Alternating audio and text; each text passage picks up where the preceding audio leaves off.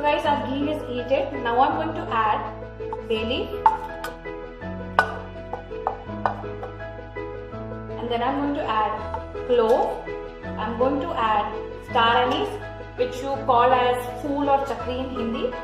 And then I'm going to add peppercorns, cinnamon and cumin seeds and sautee it.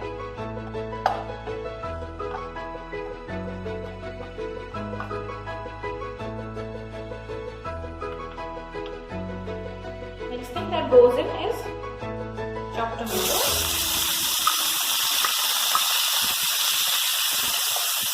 Then goes in green chilli. I'm going to add 2 tablespoons curd and give it a mix.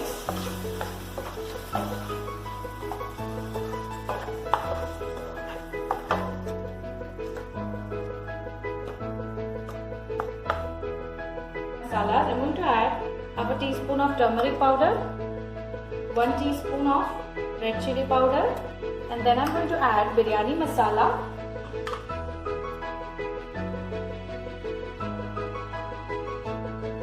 and I'm going to add salt as per the taste.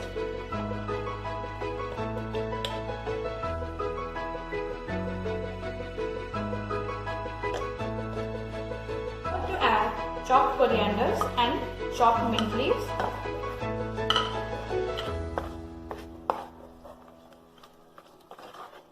And give it a mix.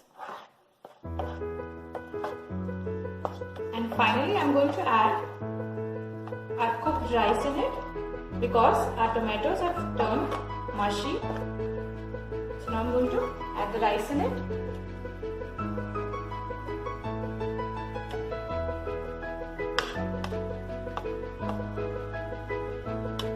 I'm going to mix it very gently because the rice might break and it might turn very sticky, so mix it very gently.